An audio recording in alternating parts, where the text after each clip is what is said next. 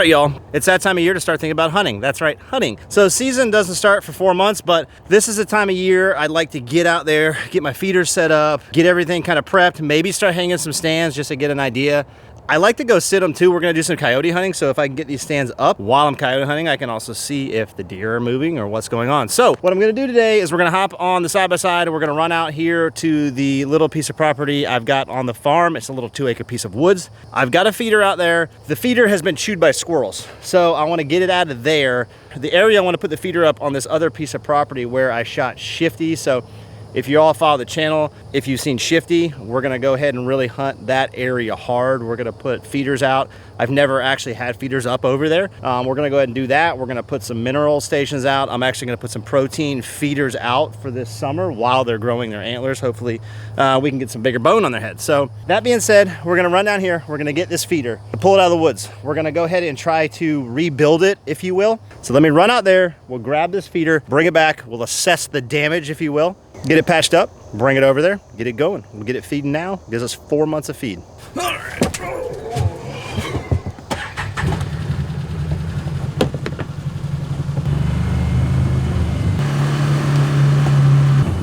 What's up, guys? The horses just got their snack and the donkeys, which is lucky for me because it'll make it easier for me to open the gate. Because every time I try to come out here, they always try to escape. All right.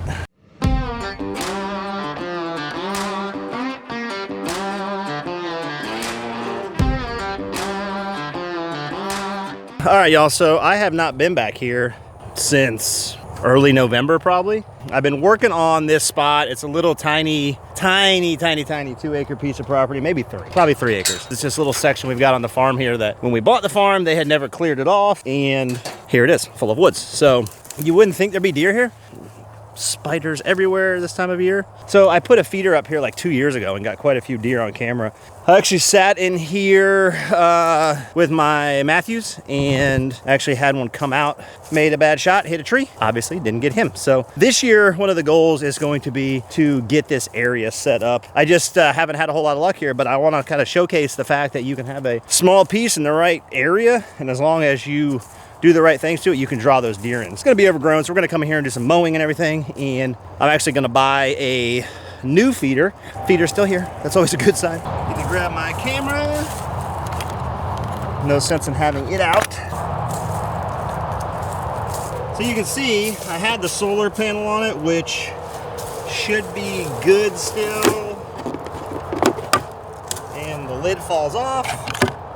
All kinds of, there's a spider and a bunch of roach shit in there. All right, so you can see the raccoons when they get up on this thing too. They're trying to spin the impeller, the whatever the hell you want to call it, and they pull the wires out. So I'm going to have to rewire it. We've got this hole right here. That's from the squirrels. I think, oh yeah. So they've chewed, how bad they've chewed the handle here. So all on the side. I mean, they've been doing a number to this thing, so I don't know why the squirrels like to chew it that much. I don't know. If any of you guys know or have any theories, leave them in the comments, but the squirrels will destroy feeders for sure. Battery's still good in this thing. It's still lighting up. It's because it's got the solar panel, which in here, it's limited light, as you can see, pretty shady all the time. This thing will be great for the field I'm gonna put it in. It gets direct sunlight like probably 12 hours out of the day. We're gonna assess the damage a little better and then go ahead and patch it up.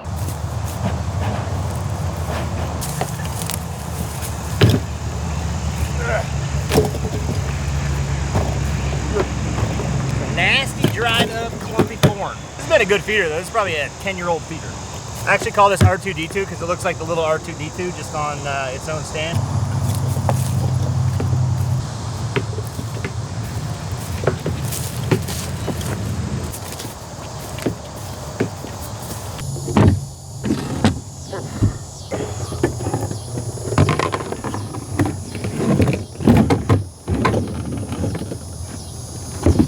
Now that we have it out here, out of the woods, we can see this was the actual, this is the power wire. So they pulled it, actually since powered down to the motor. So this is just hanging here. So what I'm gonna do is just cut up here, get into some fresh wire. This actually feeds up through here. So once I rewire that, I'll get some silicone the shit out of this. So these are for the solar panel. They're a little rusty. I'll just have to just kind of scratch them up, make sure we have good contact.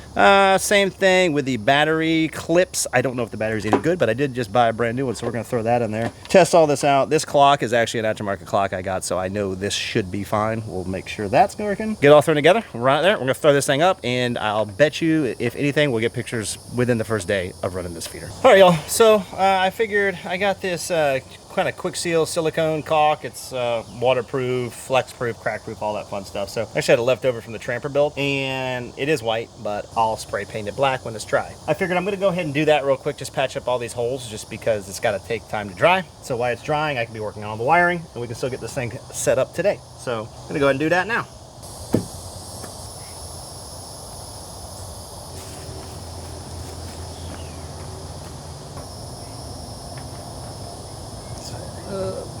So you want to make sure to get this box, because if you don't seal it up, even if moisture doesn't get in, ants, spiders, all that can crawl in there. The ants will bring in dirt, they bring in all kinds of crap, and that could actually end up leading to it getting corroded just because of all the stuff they're bringing in. Make sure that's sealed up real good. Anywhere that you might think needs it, put it on there. Seal it. All right, so that looks good. Honestly, if I look in there and I don't see light, it should be sealed. All right, so again, we've got this piece here. I'm just gonna cut the end off, and once I get that exposed, I can get to that clean wire, because since it was ripped off, it's all rusty. So, and if I want to do it right, I would get this sheathing to put on there, but honestly, you get enough electrical tape on there, it'll be fine. I've got some extra wire right here anyway. I'm gonna put 2 jumper pieces on here, get the battery, and see if it spins over. As long as it spins over, then I know the motor's good. Then I can work my way up from here. So I've got this jumper wire going to the positive right here. I'm gonna go ahead and try to get as much of this off. If this works, which it should, I don't see why it wouldn't, it's going to sling all that crap in your face. So make sure you clean it off. We're gonna touch the negative. There you go, it's working perfect. I'm gonna go ahead and wire these 2 up. We're gonna run them inside, and then I'm going to caulk the shit out of this hole down here again. To rewire this whole thing, we'll get this battery in, go get it put out. Also, of course, true to fashion, I was missing one piece I needed, but let me show you what I did. I think it'll work. I think the best thing to do with this situation, if you have a solar panel, if you do have a soldering iron, solder it to these fittings, and you can slide it on and off the battery. I don't have it, so I had to improvise. What I did was, I've got a simple slide clamp, so you can see here. So we should be good there. So we've got power. That honestly is the best situation I could have for this. Yeah, I mean, like I said, this feeder's old. It's been sitting in those woods. So patched all the holes, that's in there. The solar panel's hooked up. We've got power. The motor spins. All I gotta do, the door had these little like metal bars, I guess you could say, that the door latched to. They're gone. It's gonna be hard to recreate those. I could try to come up with something, but honestly, I think all I'll do, I won't have to adjust this thing unless I want to adjust the timing. So I already know that I'm gonna feed the same times for the next 4 months until hunting season. So I'll probably just tape the lid on for now, honestly. Not a big deal, unless I can figure out something else to do. You know, and then if I only have to take it off one other time, what's the big deal, right? So this is a resurrected feeder that's spent no money on. That's what I like. All right, 2 bags should be enough for now. I think it'll hold 3. I don't want to get wild yet. 2's fine. Oh, there goes my lid.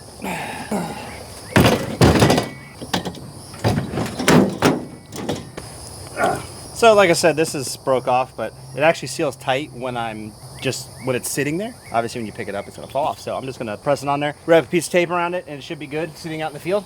If it falls off, then we'll have to come up with something else. So, all right, y'all. So we are here. It is super overgrown. Look how thick and gross that is. So the neighbor over here, where I was going to put the feeder up against this property, I do have another stand. He had called and said someone mowed the field, which this field, if you see the shifty hunt, I was out in the middle of this field and it was terribly overgrown, completely mowed down. I can see it already. I'm going to pan around and show you when I go through this little clump of woods. It's going to be great because I'm going to put the feeder right on the property corner, and I'm going to be able to see like 300 yards across. So this will be a ideal coyote spot, and I can catch some deer coming across the field if they're coming. So, but at least this is light. If I cannot take the legs off, I'm not going to take the legs off. All right, here goes nothing. Could end badly, Taylor.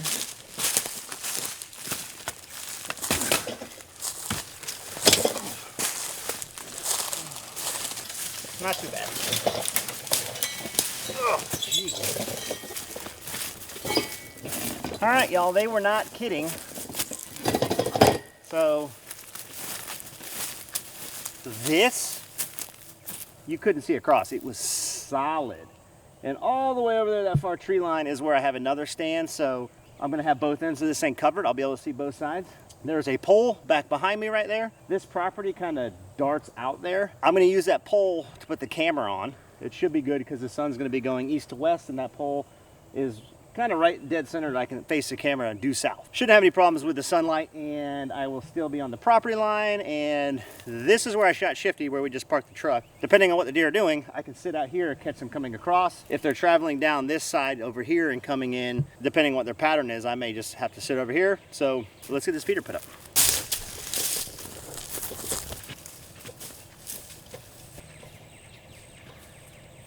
So there's a pretty good tree up in here that would give me probably about a 30-yard shot to right here, and I can still see pretty much all the way across. So we're gonna go ahead and put it up in this area. I'm gonna try to stay out of the briars. There are a bunch of briars, so we'll get it more of a grassy patch. That way the deer can freely kind of, you know, ease around and feed. I may have to weed eat a little bit till they start really browsing on it and knocking it down. So I'll get it set up. We'll go grab the corn, get it set, and then I'm gonna figure out where we're gonna put this stand, and I'm gonna trim it with that pole saw because it's gonna need it.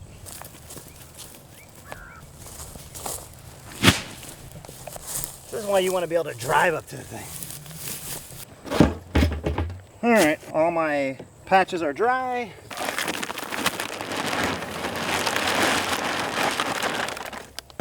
All right, so it's about right there. So it could take one more. So this thing will hold 150 pounds of corn, which is perfect because I'm going to put it on a very low setting just to spit out enough for them to hang around.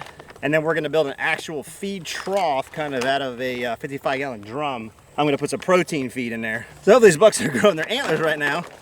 They get a little better growth, get a little more protein while they're growing. All right, set it for 6.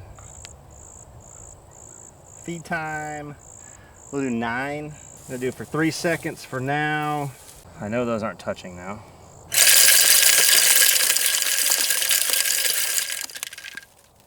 I found my short. When I taped this, I did a shitty job. Lesson, don't do a shitty job when you're taping. So they were touching, apparently, after I put the corn in there. Because I tested it at the house, it was working. I came out here, put the corn in, it stopped working. Again, it's because these were touching in there and it was shorting itself out. So that's in there good. I've got power. So I'm gonna put the lid on because I'm confident it's gonna work when we test it this time. You might wanna back up, counting down. 3, 2, 1. This tree is 20 yards from the feeder. I can't put it any further away from me, but it's got such good cover in here, I think it'll be fine. The deer won't see me moving, and I'll see them coming anyway before they get to the feeder, but also great coyote spot. I've got the pole saw, so this thing actually telescopes out. It'll get 15 feet, so I can get a lot of this trimmed up, a couple branches here. Let's get this sucker cranked up and I'll show you how good it works.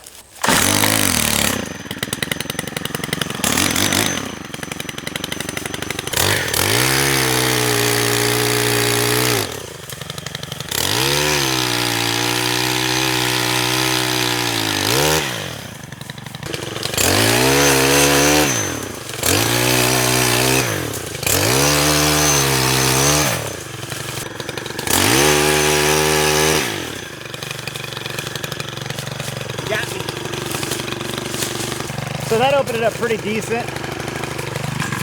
So that thing will wear you out. There's one big branch I'm gonna have to cut. I'm gonna do that by hand. There's a small tree up against it. I'm gonna leave that. Once I get the stand up there, I can probably push that around. Then I'll have that leafy cover behind me.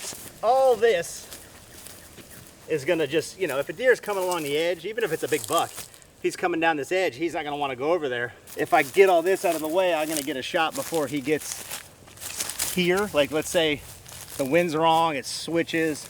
This is the only shot I would have, it's right here. So I need to give myself a little more opportunity. That way I can actually get on him before he wins me. So if I trim it now, it's gonna be open, but it's gonna thicken back up, and then I can kind of fine tune that when I'm right before hunting season.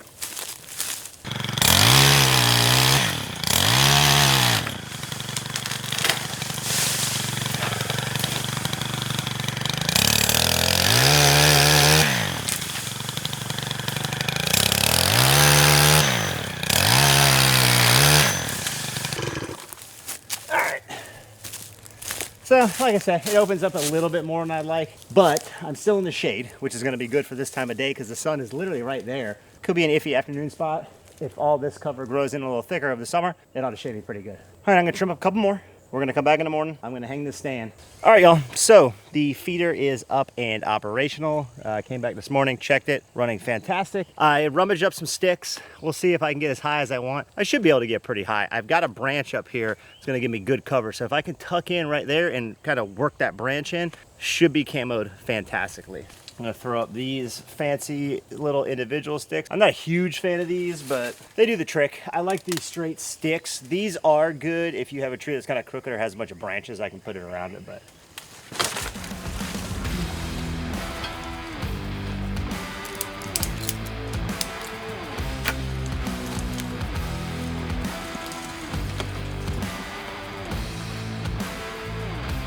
Already looking good.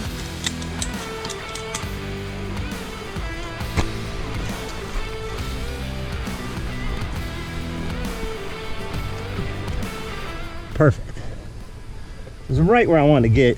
You can see though, that is going to be an issue. So once I get the stand up, I can bring the pole saw up here and snip those off. I'm leaving this, right? So I can put the stand up and then have this here. Like built-in camouflage. Should be pretty perfect. But for now, I can tuck it back here. Like, look how awesome that is. I can just move that, get in the stand, and then position it how I want. I really like that. If I cut this, I could get higher. Then I'm just gonna put the stand right here. I think that's plenty high enough. I can see out pretty good. Once the stand's here, it'll be camouflaged in real well.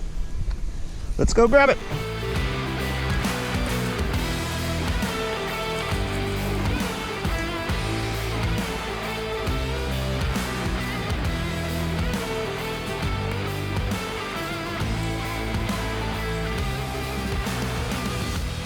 Like an eighth of an inch too short.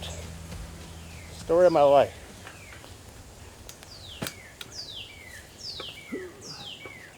So this is pretty dang good. I'm tucked in perfect. That feeder is right to my right. Anything that funnels out over here, I can catch it going. If it's coming from the right anyway, I'll have time to kind of spin around. These stands don't have railings, so you can twist, right? So I can twist this way. Get a pretty good shot that way too. So I've got this guy. Literally tuck this down below the stand.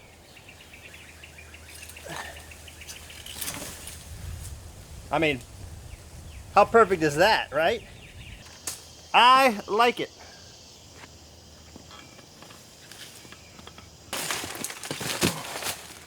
Whew. All right, y'all. So I think that's gonna be an awesome spot. I really do. I love that little tree, how flexible it is. So I can kind of move it around. If it's gonna grow thicker, I can break off small pieces of branches as it's growing. Once again, archery, but that thing's gonna be perfect. It's gonna be set in there. It's gonna be here for 4 months. Perfect camouflage. Just gotta get it strapped down and we're good to go. So I'm gonna throw that camera up before I leave and we're gonna see what happens. So stick around, stay tuned, subscribe. We'll see if this camera is gonna catch you these big bucks. I can pull out these woods with this feeder now. Pretty excited, guys. This year is gonna be a good hunting season over here.